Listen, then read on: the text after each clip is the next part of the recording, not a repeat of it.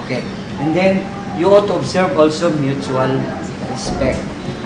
Napaka-importante ng respeto ng asawa sa pinag-asawa. Paano mo binibigay mo? Sense of importance yun eh. Para bang paglabas mo dito sa masong ito, John, hindi si Lisa. Bigyan mo siya ng importance. Kasi siya yung makakasama mo segundo, minuto, oras-oras, araw-araw. Linggo-linggo, buwang-buwang, taon-taon. Habang kaya yung respeto niya sa bawat isa, kasama doon yung financial support and all kinds of support. Alam mo ba, isang pagkakit, magtataksitin, mga ngako pa mamaya. Nako, sabay kakain. Andun yung sising ng doktor.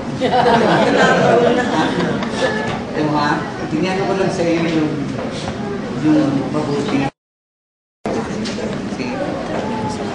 Okay, got it. So, natin, mula sa araw dito, hanggang sa wakas ng aming buhay. At sa harapan ng ilang mga saksi na nandito ngayon, yaman kayo, John at Lisa.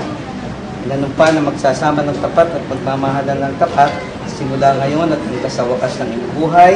Sa oras at araw na ito, John Michael Lasing at Maria Lisa Adipio, pinagtitibay ko ang kasal ninyo.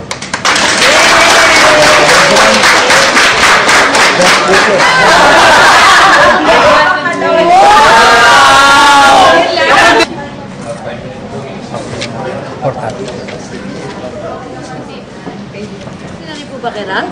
O ipapaano ko na lang sa kanya? Opo, pipirmahan ko na lang po.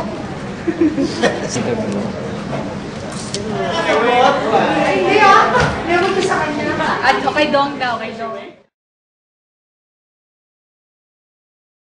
Economic products and information and communication technology services.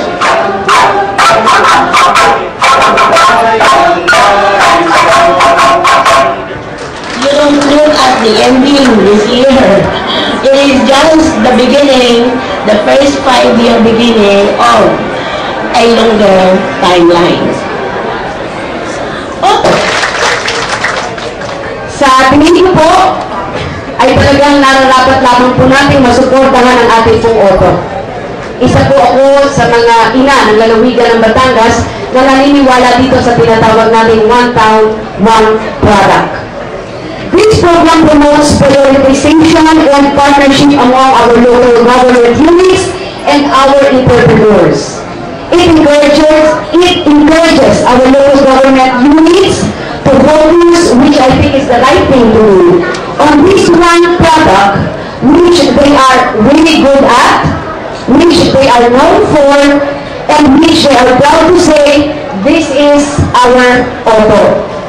And BPI help us promote our identified autos, similar to what we have been doing in our province, Batangas. Our government agencies like DOST, DA, DOT, DAR, DOH, our private associations help us develop the Luzon Island Fair.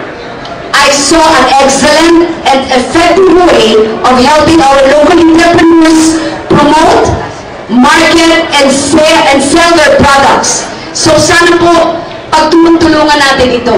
Kung meron man dapat unang-una na magmahal at magsuporta sa sariling ating mga produkto, palagay ko'y tayo muna. Tama po ba?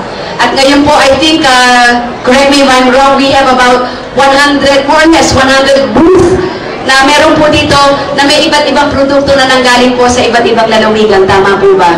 Meron din po dito, if I'm not mistaken, we have 7 booth, meron po kami ditong booth ng mga produkto po ng aming pong lalawigan ng Batangas. Suportahan po natin ang ating sariling mga produkto dahil ito'y kayang-kaya natin ipagmalaki. At kanina, Yusek Mary made mention the challenges that we are facing. So far, we are doing very good. Tama po ba, Yusek? But we are expecting more sa mga darating na taon. Tama po ba? So ito po yung challenges na harapin natin. No man is an island. In order for us to be successful, we should all work as a team. So let us all work as a team. Let us all work together. Kasi kahit anong galing namin, ang galing isang probinsya, pag yan ay hindi tinulungan, ay hindi rin magiging matagumpay.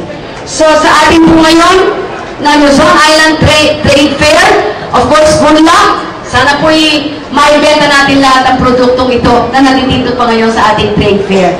7 ang booth ng Batangas. Unahin nyo na yung Batangas. Joke ang huli.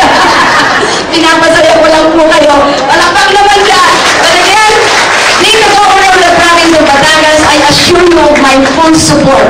But I guess the most important thing is, I believe in auto. One town, one product. So sa lahat po na namumuno at bumubuo ng ating pong auto, of course ang ating BPI, mabuhay kayo at sana'y magtuloy-tuloy ang ating pagtutulungan sa kapakinabangan ng ating pong mga mamamayang Pilipino. To each and every one again, good afternoon and thank you. Thank you very much.